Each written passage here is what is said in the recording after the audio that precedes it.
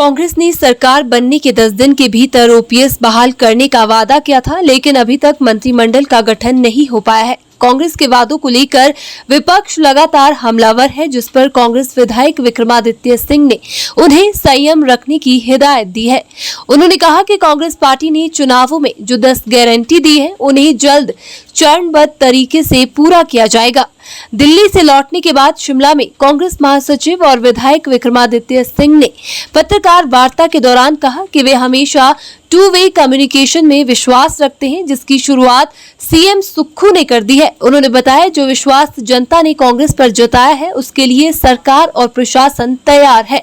कांग्रेस सभी वादे पूरे करेगी। उन्होंने कहा कि सरकार मंत्रिमंडल की बैठक के बाद पुरानी पेंशन बहाली का मुद्दा भी पूरा किया जाएगा। इसके अलावा हर महिला को 1500 680 करोड़ का आर्थिक पैकेज युवाओं के लिए आश्वासन दिया है कि 10 गारंटियों को पूरा किया जाएगा। आज एक औपचारिक प्रेस कॉन्फ्रेंस कर रहे हैं और सीधा इंटरेक्शन जो है वो प्रदेश की जनता के साथ कर रहे हैं, अपने क्षेत्र की जनता के साथ कर रहे हैं, क्योंकि आप जानते हैं मैं टू वे कम्युनिकेशन में विश्वास रखता हूँ। We believe not only in delivering what we have to say, but now that we are in the government, it is our responsibility to hear what the people of the state have to say, and we believe in two-way communication। और उसकी शुरुआत हमारे मुख्यमंत्री जी ने, ठाकुर सुखविंदर सिंह सुक्खू जी ने बड़े अच्छे तरीके से करी है, और हमारे जो डेप्यूटी चीफ मिनिस्टर है श्री अग्निहोत्री जी, उन्होंने भी कार्यभार संभाला है, और पिछले कल जो है विभिन्न विभागों का उन्होंने जो विभाग उनको दिए गए हैं उसका उन्होंने जो है वो रिव्यू भी किया है। तो मुझे विश्वास है कि आने वाले समय में हम सरकार के माध्यम से जो मैंडेट हमको प्राथमिकता पे हिमाचल प्रदेश की जनता ने दिया है, उसको हम समय रहते हुए इमीडिएटली ऑन ट्रैक उसको हम पूरा करने के लिए पूरी की पूरी सरकार, पूरा का पूरा प्रशासन उसके लिए तैयार भी है, और वो कार्य शुरू हो जाएंगे। आज तो सबसे पहले तो मैं अपने निर्वाचन क्षेत्र शिमला ग्रामीण, जो मेरा निर्वाचन क्षेत्र है, मेरी कर्म भूमि है, वहाँ की जनता का मैं दिल की गहराइयों से बहुत बहुत आभार प्रकट करना चाहता हूँ, धन्यवाद करना चाहता हूँ कि पिछले चुनावों के मार्फत उन्होंने मुझे 3-4 गुना ज़्यादा मार्जिन के साथ इस बारी फिर से विधानसभा के अंदर दूसरी बार जो है वो निर्वाचित करके भेजा है। और मैं ये विश्वास दिलाना चाहता हूं कि जो बातें हमने चुनावों के समय में शिमला ग्रामीण की जनता के साथ हमने कही थी, और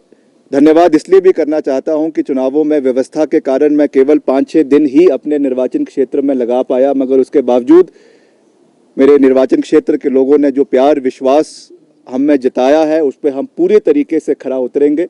और जो एक रोल मॉडल की बात हमने शिमला ग्रामीण के लिए खास रूप से करी है, 5000 employment creation in the next 5 years, उसको हम 100% अकम्प्लिश करेंगे। उसके लिए हम एक पूरा रोड मैप बनाएंगे। इंफ्रास्ट्रक्चर डेवलपमेंट के कार्य जो पिछले 5 साल में लटके हुए थे, हालांकि in spite of being in opposition मैंने शिमला ग्रामीण में पिछले 5 साल में मिलकर करीबन 100 करोड़ के विकास कार्य करवाए हैं, मगर अब हमारी सरकार है तो हम उनको 5 गुना ज़्यादा ताकत के साथ अपने निर्वाचन क्षेत्र में आने वाले समय में उसको हम पूरा करेंगे। उसका मैं पूरा विश्वास अपने क्षेत्र के लोगों को दिलाना चाहता हूं। प्राथमिक मुद्दे थे हमारे प्रदेश के अंदर जिनके ऊपर ये चुनाव लड़ा गया, उसके ऊपर मुख्यमंत्री जी ने भी और उप मुख्यमंत्री जी ने भी बड़े स्पष्ट शब्दों में ये बात कही है कि इन सब चीज़ों को विधिवत तरीके से जैसे ही सरकार का पूरे तरीके से गठन हो जाएगा, मंत्रिमंडल का गठन हो जाएगा, कैबिनेट मीटिंग शुरू हो जाएगी, उसके बाद इन सब चीज़ों को पूरा किया जाएगा। चाहे वो हमारा जो है वो ओल्ड पेंशन स्कीम की बहाली है, जो हमारा नंबर 1 एजेंडा है, क्योंकि मैंने खुद भी इस विषय को लेकर प्रदेश के विभिन्न क्षेत्रों में जाकर इस मुद्दे को लेकर लोगों का समर्थन प्राप्त किया है। इसलिए मैं समझता हूँ it is my moral responsibility also to tell the electorate of the state, जो प्रदेश का हमारा मतदाता है, उनको हम ये विश्वास दिलाना चाहते हैं, we stand by what we said and we will deliver in the times to come. इसलिए आप उस तरीके से पूरे तरीके से जो है वो आश्वासित रहे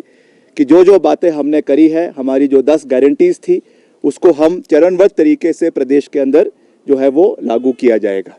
साथ ही साथ जो हमारा 1500 रुपये पेंशन की बात है, उसको भी हम जो है आने वाले समय में पूरा करेंगे। और भी जो बातें हमने प्रदेश के लोगों से